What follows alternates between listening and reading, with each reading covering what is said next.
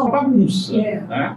E em termos de trânsito, pior ainda. Né? Quem nunca estava numa via, que costuma passar sempre, e você já tem um certo controle do seu horário, e de repente tem uma via fechada porque resolveram tampar buraco naquela hora ali. Né? Então, isso também causa um trauma na vizinhança, no local, ruídos excessivos para a população. Então, nós temos, como eu estava falando, nós temos vários exemplos de você começa a construir uma ponte e, de repente, alguém entra na justiça e a ponte fica lá e ninguém mais continua a ponte, só vai continuar a ponte daqui 5, 6 anos, fica parecendo um troféu lá no meio. E quem perde com isso é a população, né? Sim, sem dúvida nenhuma. Sem dúvida nenhuma. Então, esses são os principais, assim, as principais dificuldades que nós encontramos, né? Com a integração de pontes com outros meios de transporte, como ciclovias e metrôs, por exemplo, né? Pode beneficiar a mobilidade urbana? Bom, toda vez que você tem aí uma facilidade de acesso a alguma coisa, melhora bastante, né? Podemos dar o exemplo agora de São Paulo. Quanto tempo faz que foi construído Guarulhos, o aeroporto de Guarulhos?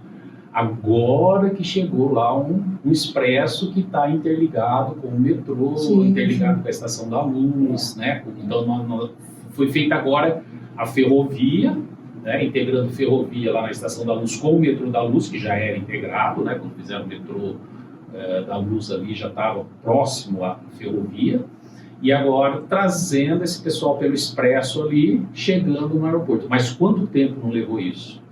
Né? Então, até então só havia acesso por meio de carros, mais uma vez, né? A prioridade por meio desse transporte. Nos países europeus, você percebe que houve essa preocupação, né? Logo, junto com a construção de um aeroporto, você ter uma linha férrea chegando, um metrô chegando. Então, essa interligação para você, perder, né, um pouco menos de tempo, né? Não perder tanto tempo para chegar no local e sem entraves. Né? Quem não chegou atrasado no aeroporto de Guarulhos, né? Você sai daqui de Andradas, você sai de Poços, você sai de alguma cidade imaginando que você vai levar 3, 4 horas para chegar no aeroporto, e você leva 6, 7, dependendo do momento. Então, essa integração ela é extremamente importante. Né? Nós podemos ver que essa é uma preocupação constante. Recentemente foi feito um projeto, né, do aeroporto novo em Hong Kong, se não me engano, isso. Hong Kong era um aeroporto central, juntaram 2 ilhas no mar, fizeram o aeroporto, depois fizeram uma linha férrea levando, né, um metrô, tiveram que ampliar o espaço lateral, fizeram um túnel submerso por baixo da Bahia, né, para ter o acesso super rápido a esse novo aeroporto. Então, essa integração de pontes, viadutos, essa interligação é muito importante. Com certeza. E a tendência nós vamos falar inclusive sobre isso daí. De que maneira a manutenção e a modernização das pontes existentes impactam na eficiência do transporte urbano? Imagina você perder uma ponte numa cidade, qualquer que seja a cidade, qualquer que seja a ponte. Recentemente, lá como que chama ali, complexo viário Heróis de 32, mais conhecido em São Paulo como Cegolão. Nós tivemos lá um deslocamento de uma parte da ponte, do viaduto lá, ele deslocou 1 metro, né? Caiu. A gente acompanhou isso daí. E o inferno que virou aquilo lá. Sim. Em 1997, se eu não me engano, foi a Ponte dos Remédios. Ela quase chegou a ruir mesmo, né? Vejam o que aconteceu. Trava tudo, para tudo. Então, em grandes centros, as pontes são primordiais. Mesmo em cidades não tão povoadas, qualquer ponte que você perca, qualquer viaduto que você perca, isso vai dar assim, um desastre muito grande dentro da cidade. Você vai ter congestionamentos, o impacto é muito grande. Podemos citar agora, recentemente, lá no Rio Grande do Sul, com esse desastre que nós tivemos lá, né? Que todo mundo corre inicialmente para tentar recuperar as pontes, que é o acesso, a chegada de comida, chegada de tudo essencial. Né? Perderam o aeroporto, então você perde uma via de chegada de recursos, perderam as pontes E aí o acesso fica só sendo pelo mar ou por alguns rios para levar, para abastecer essas cidades. Então as pontes, elas são primordiais. Por isso que elas precisam ser bem planejadas, elas precisam com material... Nós temos agora uma melhora no material, a escolha do material é muito importante. Uma manutenção constante. Manutenção constante, então. E essa manutenção, né, a ideia que nós temos de obras de concreto é que elas são eternas. Não são. Você compra um carro, você tem lá. Você tem que trocar o óleo a cada 10 mil, você tem que rever o freio, a pastilha.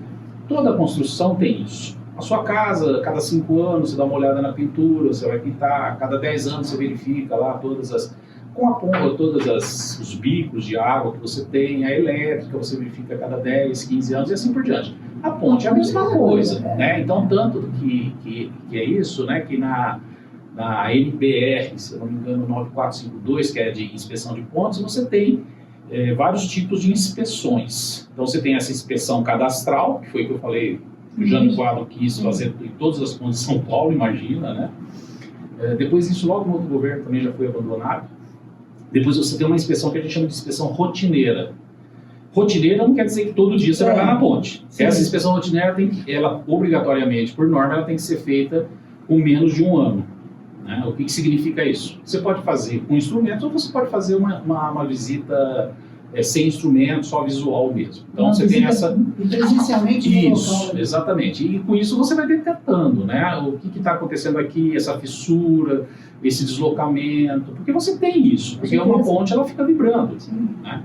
Dependendo do local também, a quantidade de veículos que passam diariamente, o desgaste é enorme. Né? Você tem vibração, a vibração, o movimento e tal. É muito legal, né, quando a gente está assim, numa cidade, eu às vezes faço isso, meio apaixonado por pontes e viadutos, eu vejo que um caminhão um pouquinho mais pesado vai passar uma ponte, eu corro na ponte para ficar lá, para ver quanto que aquela ponte está balançando. Sim.